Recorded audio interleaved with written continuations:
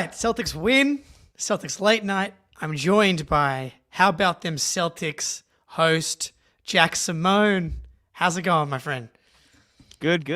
Me and Sam trading off. I'm I excited. I know. love late night, man. I watch this Hell all the yeah. time, so getting to be on here is fun. I enjoy it. Oh, anytime we want to have you, Ben and Spoonie have families or Yeah. doing something on their Friday night or something like cool people. Not me, staying up. Oh, not staying up, but living my life watching the Charlotte Hornets in the middle of the day on a Saturday afternoon. That's the real sicko shit. I mean, I guess we have to start with your guy. It's a tough day for the Grant Williams hive. How are we feeling? Listen, I still think Grant Williams is a good player. I think he's a fine player. He's a good 3-point shooter, whatever. That was just an objectively dirty play. There's just no way to spin what he did. Like he came out after the game. He was like, "Oh, it was unintentional." Like I didn't mean to. Like, how are you going to look at that and justify it in any other way than I was trying to deck the shit out of him? If he had come out after the game and said, "Yeah, I mean, I was frustrated. That's on me. Like it was just a stupid thing," I'd have been like, "Okay, at least he knows it." But the fact that he was like, he's like doing a post-game interview and he's like smiling. He's like, "Oh, JT knows. It's fine. Whatever." I'm like, what do you mean? What are you talking about, bro? That made it so much worse. I'm like So much. kind of unsurprising that Grant made it worse in the post game. I think like you absolutely right. Just say, "My bad, dude. That was dumb as shit. I'm sorry." Or "This my bad," and that's fine. But like, and Exactly. then with the grin, I have the clip here, but everyone's probably seen it anyway. I'll just run it just because I want to just want to see it a little bit more. What are we trying to do there? I think at the time of the game, that's probably what stressed the flagrant two. It was a transition opportunity, and I was trying to make a play on the ball. I did reach across his body, and probably like when you slow down the replay, it looks like I got to make a play, and I just kind of go after it. I think it's like, JT's one of my closest friends in the league. It's no intentional trying to harm him in any way. So it was just one of those plays where fast, full speed, he passes the ball, which kind of probably makes it worse, is that like when I reach for the ball after the fact, the ball's already out of his hand. I don't think it leads to anything if it's not escalated after the fact. If you see me raise my hand and say like I fouled him, trying to take the foul in transition, and then got helped up by teammates and walked away, I don't think anybody thought it was a malicious intent by any means, because you don't see anybody like running up to me, and to me is D White, none of those guys. So Silly boy, Grant. Silly boy. He clearly so Draymond Green, they're very different. But like, if you were able to pause time like right before Draymond Green punched Yusuf Nurkic, and you were like, "Draymond, you're about to do this. Is that what you actually want to do?" I'm confident he would say no. I do think these guys kind of like black out, or just like their decision making just completely goes out the window. Yeah. Because I don't think if you ask Grant, would you do something to hurt Jason Tatum No. when the game's over, I don't think he would like honestly say yes. But he just does dumb shit, and like this is clearly a trend Yes. now. 100%. And so it's a real bummer because like I don't know, these guys are at least Tatum and Jason appear to be friends. Jaylen Brown, Yeah. I'm not sure if those guys are friends. Jaylen was definitely probably the most pissed, I think, after the game. Yeah. Yeah, go ahead. I mean, listen, I think weirdly enough, like I believe that Grant believes is what he's saying, if that makes sense. I agree. Like watching a replay of the play, there is no effort to get the ball. There just isn't. No. Like you can see it. Anybody who watches it, and I bet if you put the play in front of him, he'd be like, "Oh, I guess I didn't." But like in his mind, I truly believe in his mind, he's like, "Oh, I think I'm gonna make a play in the ball. I'm gonna stop a transition. It's gonna be a hard foul, but it's gonna stop it. Whatever."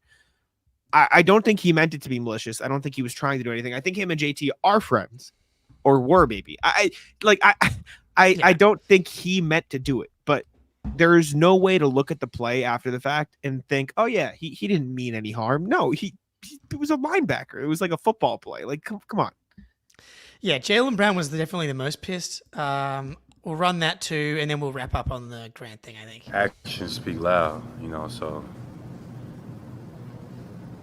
it is what it is. We got the win, we move on, but You know, there's no place in the game for that. I thought JT and Grant was friends. I guess not. That was kind of a hectic thing for JB to say, because do we hear from Tatum today? I didn't actually see. I was looking on anything Twitter from and I Tatum. didn't see any quotes from Tatum, so I wonder if he just got the night off from media. But Yeah, yeah, I think it's kind of fun that we get this back to back now, and that's kind of why these little home and homes are fun, is because if something happens, then there's a bit of animosity similar to the playoffs, like the next night. Did he skip the presser? We don't really know. The Garden Report didn't mention him like at all, really. It is very obviously rare for him to miss it. yeah. But we're I going to think it hear was from just- Tatum tomorrow. Yeah, I think it was just JB and D White at the podium from what I'm Yeah. seeing on Twitter, and Joe obviously, but like for players. So look, I was asked yesterday by Ben Vallis, would I prefer to have Pete Grant Williams, or this version of Xavier Tillman Yeah. on the team? And I found it really hard because, like, skill set wise, when Grant's playing within his role, like when he really did it for that like back half of the 2022 season, and then stopped doing it the following year. But in that like Brooklyn Nets, Milwaukee Bucks stretch, those two playoff series, that's a really valuable player. Like legit 40% catch and shoot guy, it's a versatile defender, and like not like just playing within himself. But all the extra bozo stuff made it hard for me to answer the question. After tonight, I'm just kind of like, just give me Tillman. But like, Tillman can't even get on the court. But anyway. Bad night for my guys. It's a bad night for my guys. This was not the late night for me to jump on this. I know. Tillman's just looked bad. Yeah. I'll be the first to say it. I love Tillman. I still think there's plenty of Same. time for him to turn it around, especially considering how smart of a player and like how like centered of a guy he is in general. But he has just looked out of sorts when he's been on the court. He's passing up open threes to drive into traffic. He's like a little defense. We've seen guards hitting threes, all the stuff. Like we've seen he can do it, but it's just like he hasn't so far. It's sort of like he's like record scratching a tiny bit when he gets on the floor. And I mean, Kata and Cornette have been phenomenal, so it's hard to say like, oh, you have to get this guy in, but it just feels like he's been a little bit slow. And I don't know if it's because he's at the 4 instead of the 5, because he's been playing a lot of 4, but he played the 4 fine in the preseason. So it's just been an awkward start to the season for Tillman for sure. Yeah, that's definitely the story over this little stretch here. Is Kata comes in the Pacers game, helps them turn it around, and tonight he was excellent again. He just gives them something they don't have. Like he is a straight up, like I don't want to call it talent, but he's physically talented in that he is 7 foot plus and very big, very long, very athletic. That like dunk that he had right under the basket and threw it down, that was beautiful. He didn't actually have any offensive rebounds today, but he's always he had 4 offensive rebounds. What am I talking about? I was gonna say, yeah, I was looking at Drew Holiday's stat line. 4 offensive rebounds again tonight, and that helps you win the margins. Like when this team is going to play a little soft defensively, maybe at least for a stretch. Yeah. Inconsistent and not great defensively. Yes. We'll talk about the defense overall, but Kata gives you defensive rebounding, and that's an important part of defense, and then the offensive rebounding. So, and then the rim protection that they're kind of missing right now between regular season Al Horford and Tillman, and obviously no KP. When he comes in there and just is like can be big, long, and athletic, and get kind of recover in a way that that Cornette can't, then it's just a different look. Mm-hmm. Yeah, no, I mean, Kata's been awesome. I was probably the most skeptical of like me, Sam, like Noah, Bobby, other people in general, like of Kata coming to the season. It just felt like he was a step behind Cornette and Tillman, especially in the preseason. But he's been good. Like he's been in position. He hasn't been fouling. He hasn't been, screening poorly. Like he's setting the opposite. Actually, he's been setting rock solid screens. He's been awesome. He just feels like he is a nice change of pace big to Cornette, even though they're very similar in their roles. Like his athleticism and probably better rim protection just gives you a little bit more of a different look, even though I still think Cornette is probably the more like, I don't want to say safe option, but like, you know what you're getting from Cornette. There's always a chance like Kata commits a bad foul. Like I think Kata's first stint in this game was a little rocky. Like he just came in and he seemed a little bit off, like fouling once. Obviously he settled in and had an awesome performance, but you know what you get from Cornette versus maybe the uncertainty. But Kate has been proving my doubt wrong, so he's been really good. Yeah, Cater came in after the Celtics went on a run, and the Hornets went on a 10-0 run, and they brought Cornet straight back in. So I think that's going to happen, and that's okay. But that's why I'm like, and then he settled into the game, which is great. And so now can he build on this tomorrow as well? We'll see how they manage the rotation with Horford back. But as you said, we kind of know what we're getting with Luke, which is why I've been saying after the Pacers game, let's see what happens if we let Cater just play. This team's good enough to just rack up wins at the same time which is if they can rack up wins while also developing Cater and Jordan Walsh a little bit at the same time, our guy, that's just it's obviously important for regular season depth this year, but also going forward when the roster crunch will potentially happen if Cater can be a guy and Walsh can be a guy that give you bigger roles next year.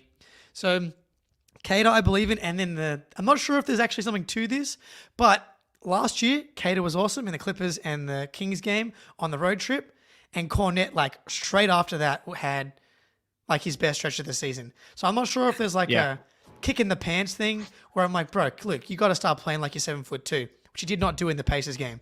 And he did play a lot more like that tonight. He tried to throw down a dunk. You don't see that from Luke Cornet very often. He got blocked. Maybe that's why he doesn't do it. But he tried it, and I thought he definitely played bigger tonight versus the Pacers game. The Hornets don't have a big front line, but neither do the Pacers. And so to see Cornet actually enforce his physicality on the game, maybe a little light of fire under him, seeing Cater get going a little bit. Mm-hmm. Yeah, no, Cornet's been great too. I mean, he was great on the offensive glass against the Pacers, but after that, like you said, he just kind of was a little bit flips it up at the rim. Yeah. It just doesn't seem like he is. I mean, not even seem like he's just not as strong with the ball as Kata is. That said, the strength with the ball Kata comes with is also, I'm going to get into a 5-second post-up move where I try to make something happen, which maybe also isn't today ideal. I definitely think Cornet is the more adept passer, especially out of the short roll, but both give you something very necessary. And like I said, Tillman's been bad, but I do think there is a role for him at some point as well. Yes. I think he'll have his moments. I think they'll all have their moments. And if anything, these past few games plus Tillman's preseason should leave people very confident in the, I don't want to even say post Horford era, but just surviving minutes without him and potentially giving him even more rest. There's no such thing, Jack. Don't be ridiculous. There's no such thing. He's playing forever. I've already had to say several times this season, what are we going to do without this fucking Al Horford guy? But yeah, man, Brad Stevens, 3 big men, $6 million. All of them do different things and have been effective so far. And part of it is you play with this team, your job as a big man, pretty straightforward. Jason Tatum has played very well with a variety of big men, whether it's Daniel Tice, Aaron Baines, Al Horford, Kristaps, obviously. Grant Williams, I guess, if you want to count him as well. No, he was a year after Kelly Olynyk. But there's been a plethora of Celtics big men that Jason Tatum has made effective. And because it's just be in the right spots, help them offense move and battle, and kind of Tatum and the rest of the fellas will take care of the rest. Yeah, I mean, you even mentioned Jordan Walsh. The Celtics just have so many guys that can play a little bit and give other people some rest. And I know Sam mentioned it on the pod that's going to go up tomorrow morning on How About Them Celtics, but what if Drew sits tomorrow? Because Pritchard has been incredible, and obviously he didn't shoot well tonight, but even outside of the shot making, he was playmaking. I thought he was pretty good on defense outside of that 3-minute stretch in the third quarter where Trey Mann just turned into Lou Will or whatever. Trey Mann's been awesome this year. Jesus. Yeah, but I think you have a lot of room to give a lot of guys rest just because of how many guys seem comfortable playing in the system. Yeah, I didn't mention Tristan Thompson. I did think of him, and I was like, I'm gonna leave him out. But I did miss Time Lord. That's my bad. Apologies on that one. Yeah, I'm gonna be interested to see what they do with Drew tomorrow because he's been a little slow-ish to start. He had a weird game today. He obviously missed the wide-open dunk/layup thing. But again, 3 for 6 from 3. He was 55% from 3 coming into today. And has another 50% shooting night and hit one of the biggest threes of the game. Hit his patented pump fake, step to the left. I swear it's always on the left wing as well. and does his little celebration. So he like when it mattered, he was able to step up. But yeah, that will definitely be interesting. I am definitely someone that thinks they should be load managing Drew as well. Like Olympics, he's 34 now, I think, right? So Yeah. it's you gotta think about that long term.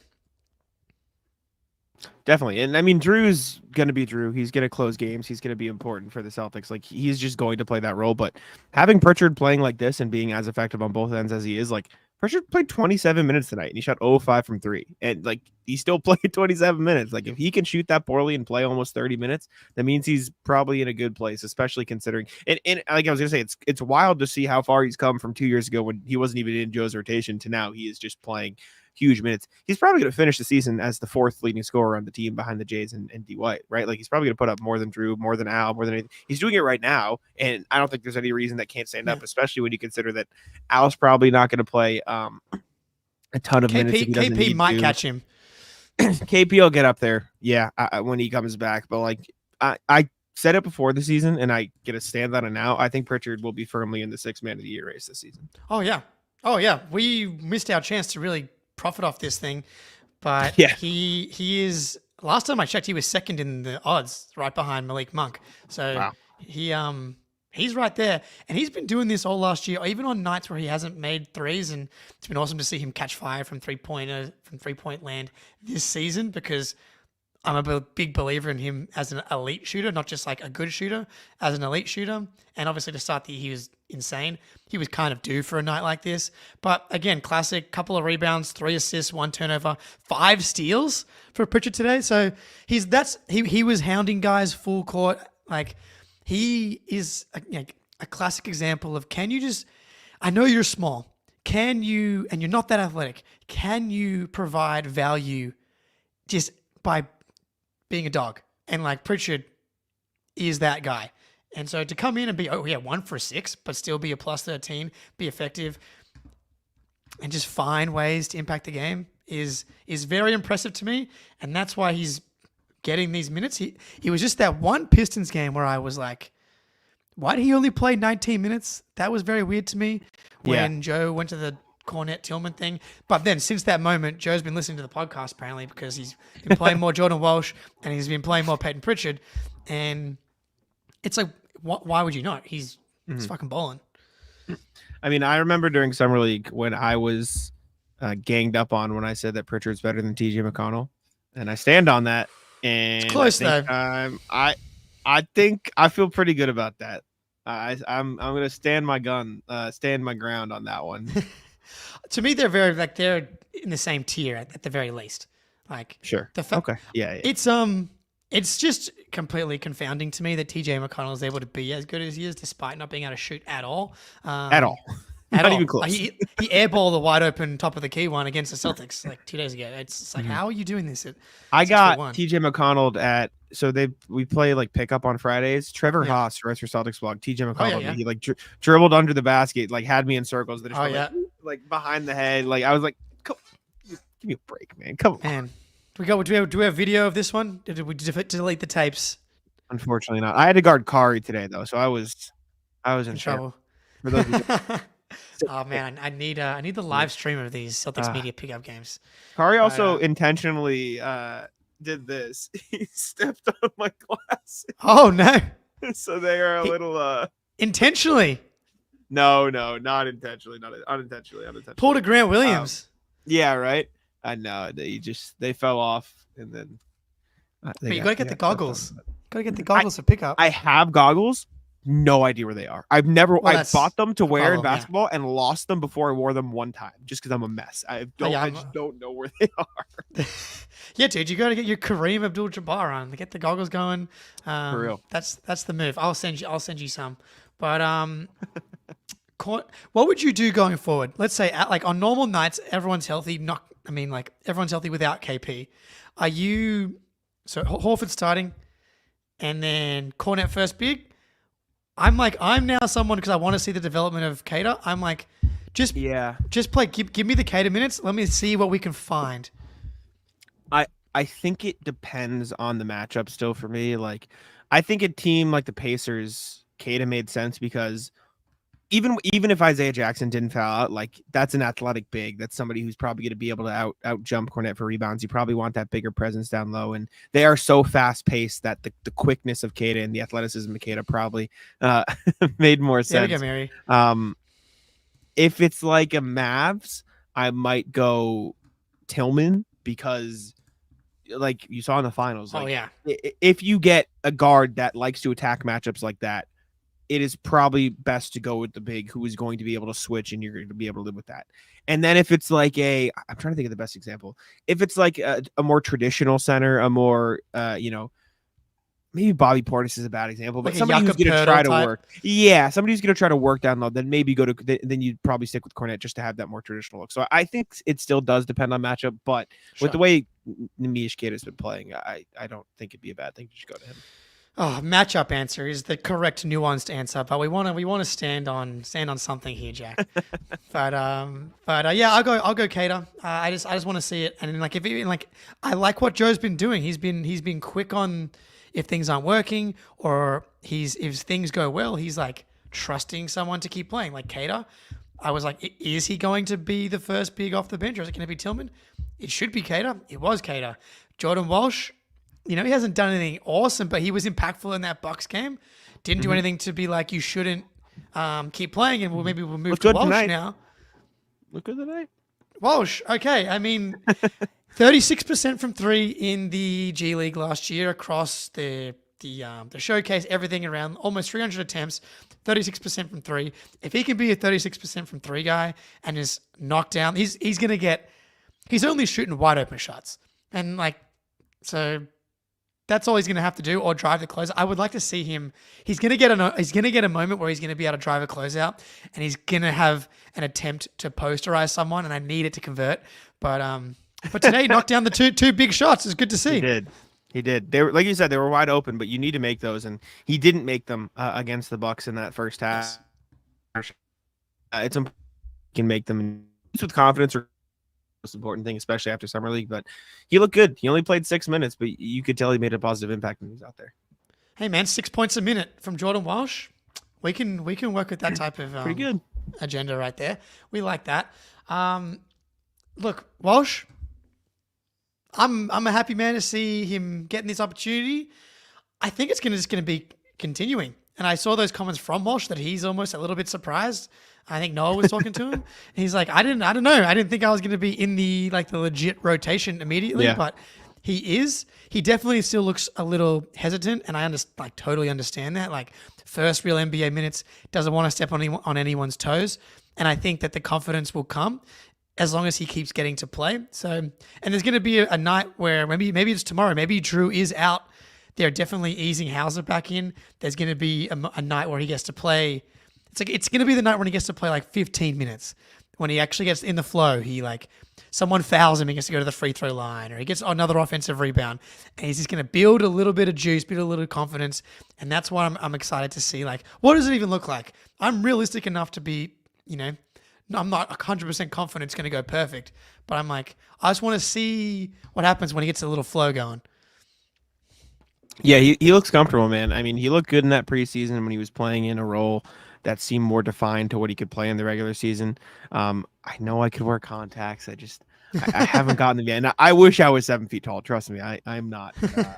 I'm tall enough. I'm happy. But Jordan Walsh looked really comfortable. Nice. Hey man, I was tiny in high school, so I got very lucky. I was 4'10" when I was a freshman, so I grew a lot. But there you go. Jealous. Where do we go next? So Jaylen Brown, I thought, had a pretty good game overall in the end. The 3-point shot is bad. Just completely abandoned him right now. I don't know. I'm not someone that buys too much into the muscle thing, because I'm not sure he's actually that much bigger than he was last year when he shot 36% or whatever it was last year. But 25 points, 6 rebounds, 5 assists, only 1 turnover tonight. And I thought he really kind of turned the game. It wasn't a super flashy run, but the way that he did it was he got the Hornets in the bonus, and then because they can't guard Tatum, Jaylen, Derek, Drew really on the perimeter, they would just get into the teeth of defense and they drew a ton of free throws. Like, how many free throws did they shoot? They shot 23 free throws in the fourth quarter alone, which is absurd. And a lot, That's obviously, insane. that's insane. Which obviously a lot of those came like right at the very end between like the Tatum 3-pointer, the flagrant, and another one. But like even up to that point, they had already multiple flagrants. They had already. That was still like 10 plus free throws in the fourth quarter alone. That's because of Jaylen. 100%. I think he and Tatum both did a good job tonight of, oh my God, sorry. I have the Nuggets game on. Oh my God. Don't tell me. Don't tell me. Don't tell me. Don't tell me. Sorry. I'm going to watch it after. Don't tell me. Not even like, okay. Don't tell me. I'm going to watch it after this. Okay. Like you're going to watch the whole game? I'm watching. Yeah, dude. Always. I guess it is midday for you. Yeah. Just fourth quarter, 5 minutes. Just pay attention. 6 to 5 minute mark. Just pay attention. Thank you. What was I saying? Oh, Jaylen Brown and Jason Brown. Tatum, I think, did a really good job of forcing the issue in this one. Like, you heard Tatum's comments before the game about, oh, I took too many threes. Like hand up, my bad. Yes. Bad three. No shit, bro. Yeah, exactly. and I think he did a better job in this one of like, you saw right at the start of the game, it was like, all right, let me get inside. I am bigger than these guys. I'm better than these guys. I'm going to get inside, get a couple shots around the rim in. He took some bad threes in that third quarter. They both looked really bad in that third quarter. But outside of that, I thought these guys played a much smarter game than the one they played in Indiana. And I mean, Jaylen Brown just bullied Lamelo Ball. Like he just said, come here, you're done. I'm going to bully you. And there's nothing you can do about it.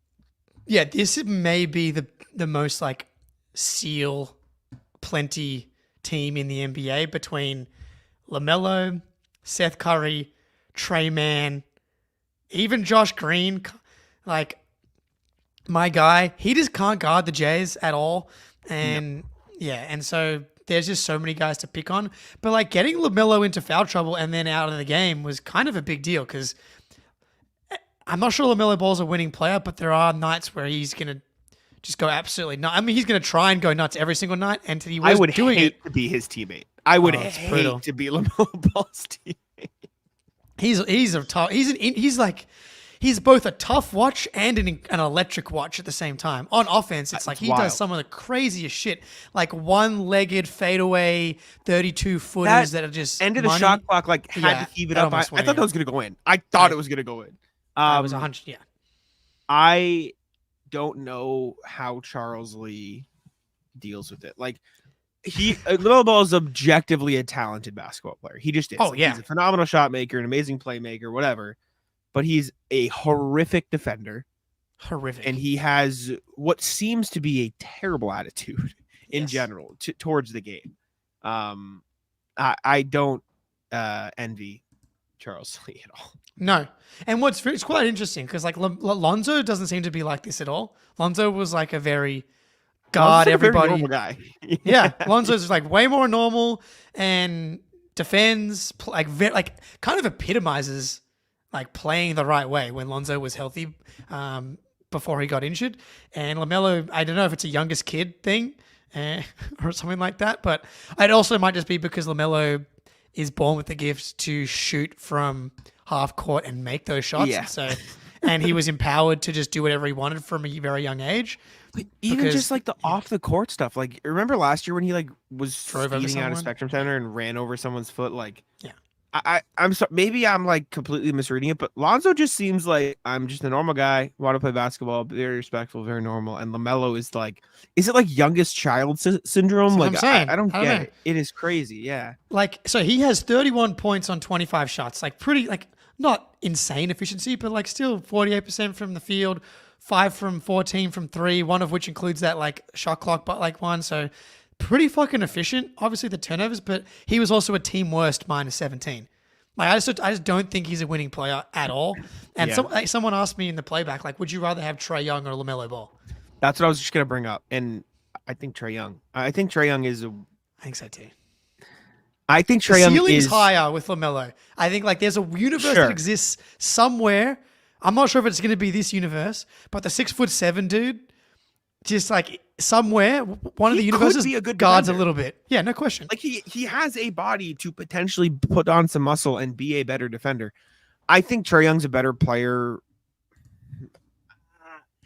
I would rather play with Trae Young than with LaMelo Ball. I'll put it that way. Right now. I think Trae Young is never going to be a good defender just because he's tiny. It's brutal. But then again, like Trae Young takes a lot of things to do. I don't know, man. He's not as bad. It's not as bad. Yeah. It's tough. I would probably say I'd rather play with Trae Young, but the ceiling is definitely there for LaMelo. And LaMelo's been playing better this season, but I don't know. Yeah, I was watching Hawks Thunder last week, and since then I was like, oh, maybe the Hawks are frisky. Since then I think they lost again today. Yeah, they lost to the Wizards twice.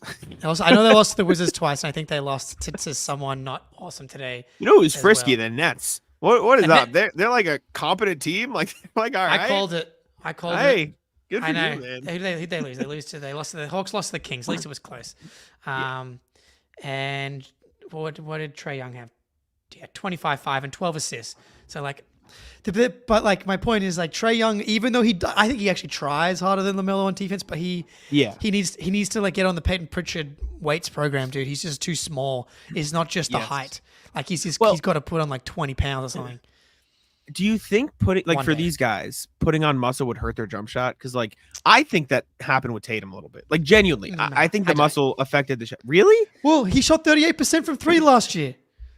I know. He was good, but I would say he was a better overall shooter when he was younger for sure. And maybe it comes with volume. Was he though? But the mechanics at least changed. The mechanics definitely changed. Tiny bit. So overblown. To me.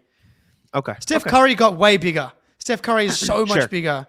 I think that almost every NBA player gets bigger as they go along. Okay. And Steph's maybe an outlier. He's not the greatest shooter ever, but yeah.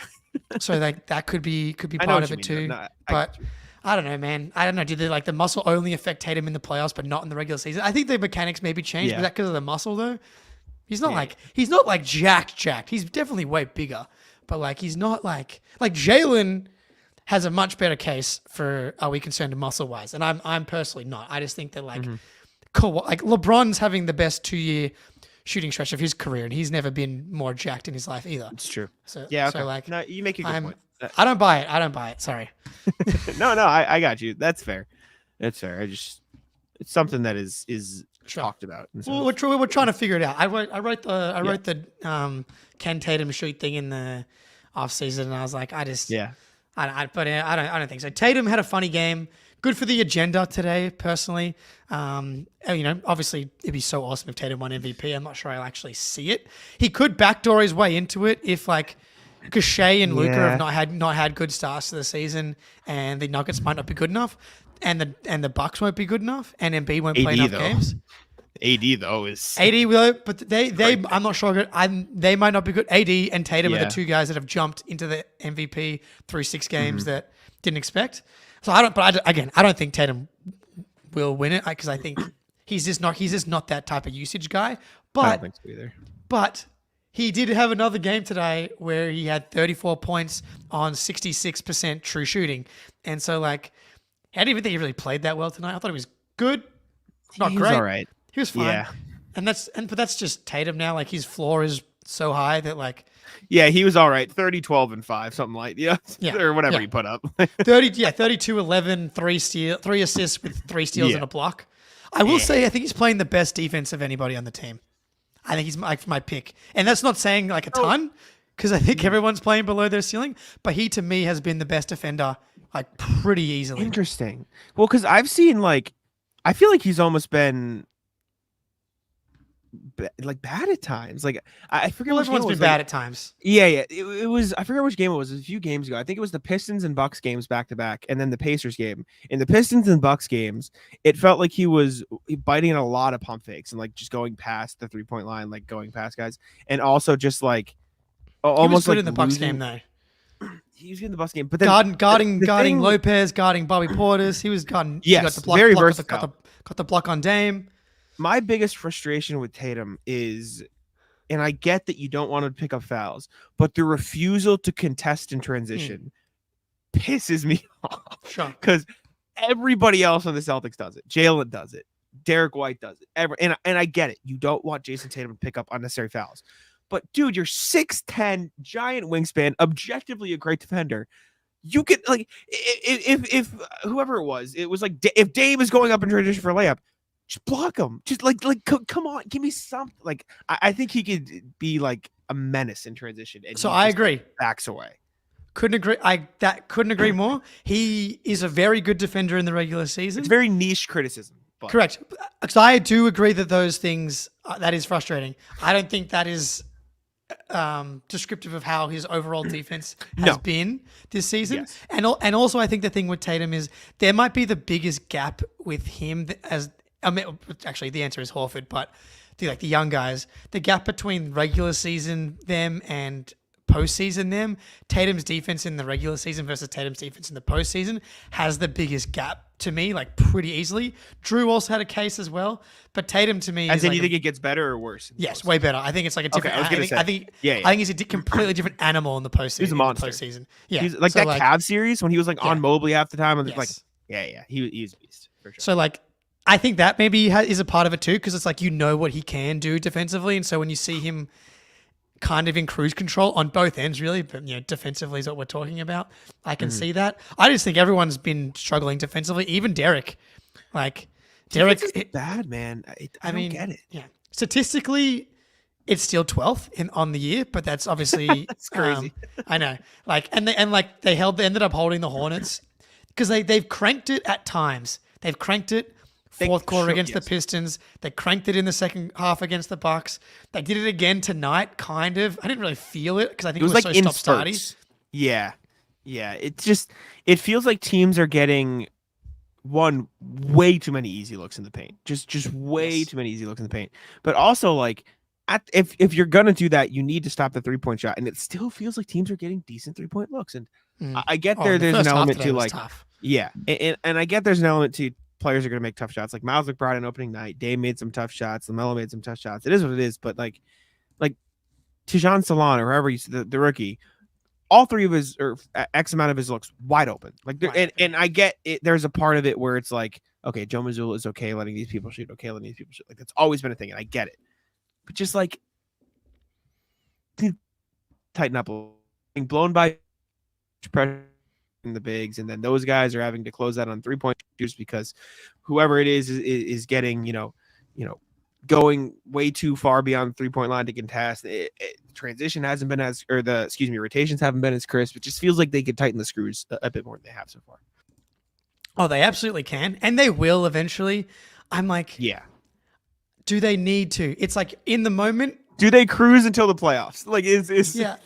There will be a 10, 15, 20 game stretch, I don't know, where they do crank the defense. It's probably when Porzingis comes back.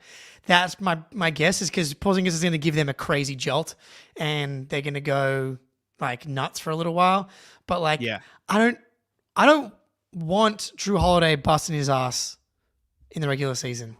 He needs to give him breaks. I 100% agree.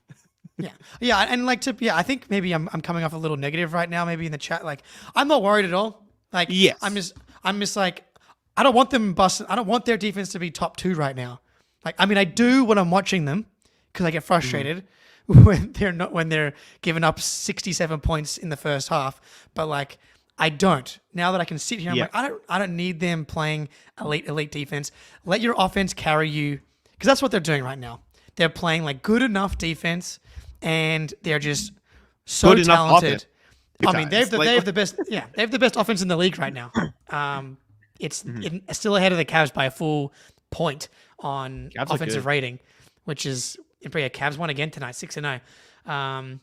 So like they're shooting a shitload of threes, and they're so talented. They're able to create mismatches offensively.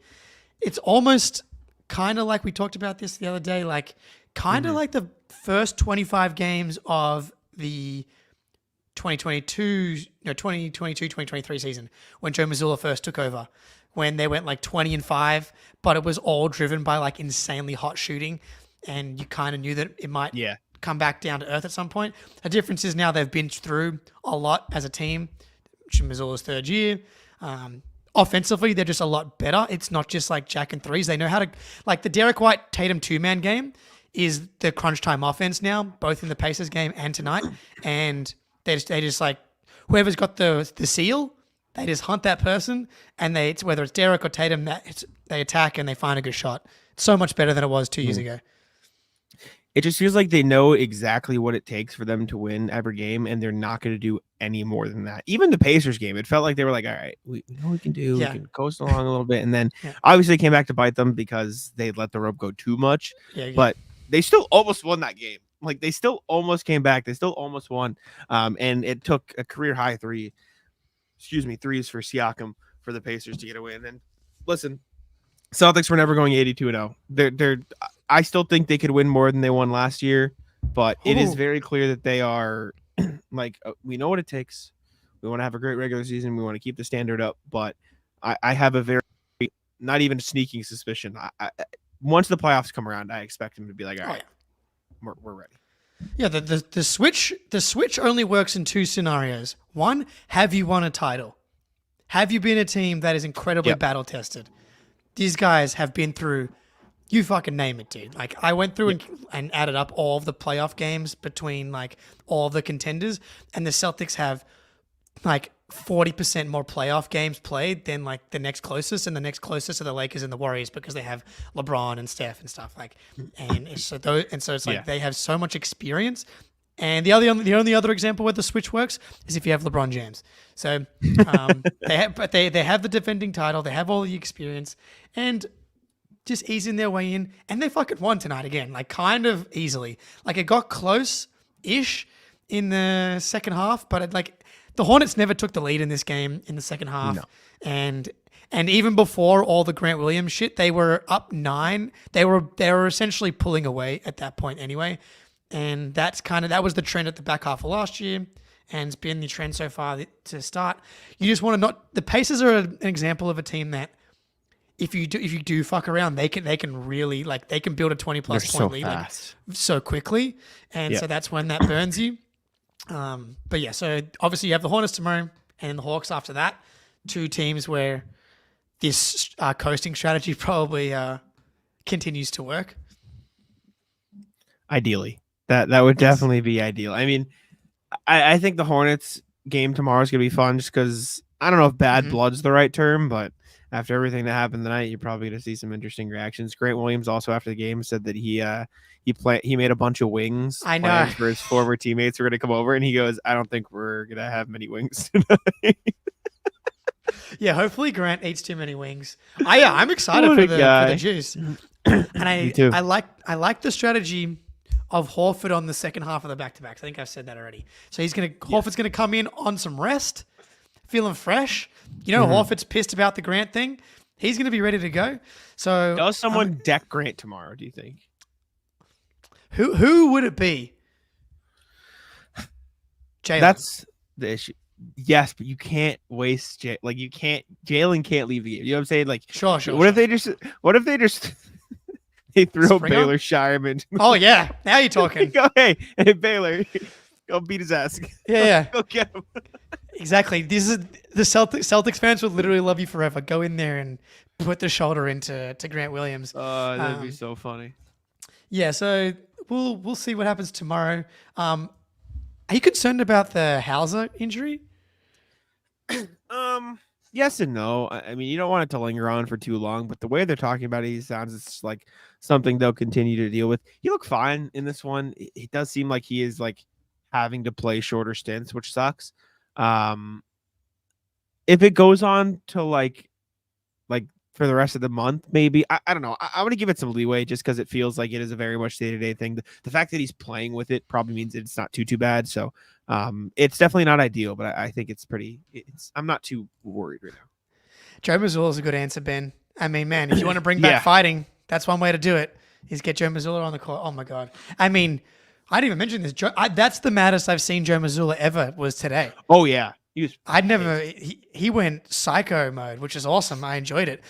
It was after the Neemias Queta offensive foul on a screen where Josh Green like shoulder charged Queta, and Queta got called for the foul, and Joe got a tech for it. And Mazzulla is That was a losing crap his mind. call too. Like, It was I an get awful it. call.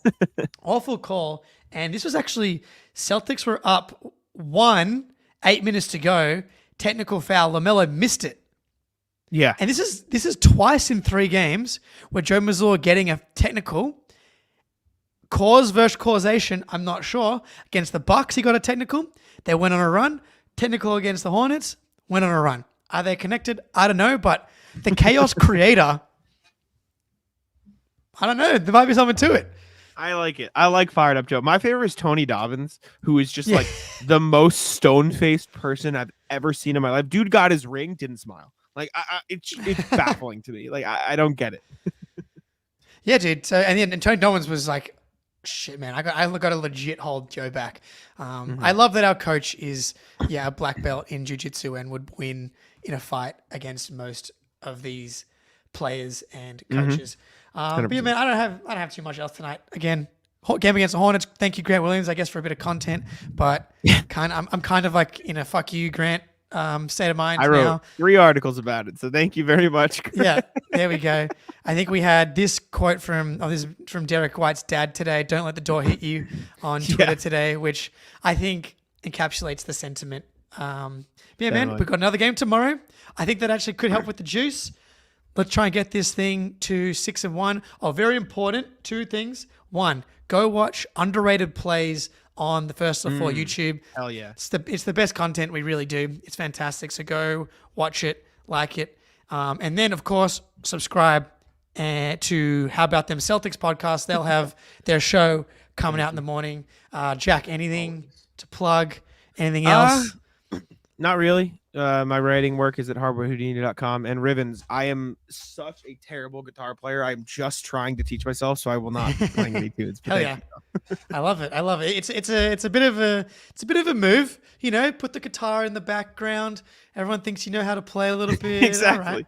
This is the background I used to always use. I was going to say.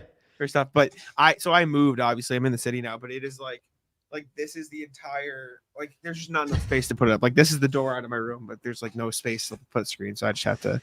You got a big room now. No, it is. Tiny. Yeah. It is so small. Hell yeah, man. That's the good life. I'm happy for you living the bachelor share house life. Hanging out. Absolutely. Stuff, man. Also, who I don't know if it's Ben or who it is, the thumbnails on your guys' channel, the killer whales, so sick. Just so cool. Ben is the Picasso of thumbnails. There is absolutely no doubt about it. But yeah, man, we'll be, what day is it? Fuck. Saturday here. But tomorrow is the game. I'll be back on playback tomorrow. I don't think we're gonna do late night. We'll do instant reactions. But Jack, appreciate you hopping on, man. Yeah. We'll get plenty of you throughout the season. But it was awesome. Always. Yeah, hell yeah. Thank you for having me on. I appreciate you very much. Awesome. Everybody in the chat, great to see you all.